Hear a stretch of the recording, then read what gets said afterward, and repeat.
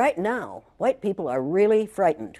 If you don't understand the destruction of Planned Parenthood offices, and you don't understand the wall that we're going to build on the southern border of the United States, you haven't read the book The Birth Dearth by Ben Wattenberg.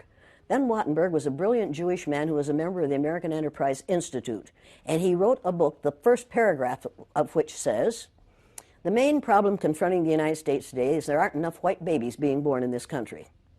He was an advisor to presidents of the United States. He wrote the book in 1987.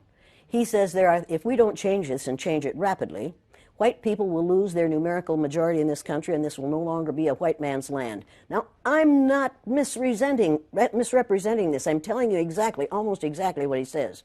He says there are three things we can do to solve this.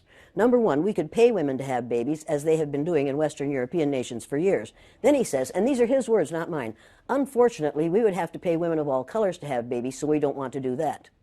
He says the second thing we could do is increase the number of legal immigrants that are allowed into this country every year. Then once again he says, unfortunately, the vast majority of those wanting to come to this country today are people of color, so we don't want to do that. The third thing he says, and women had better pay attention to this, 60% of the fetuses that are aborted every year are white. If we could keep that 60% alive, that would solve our birth dearth.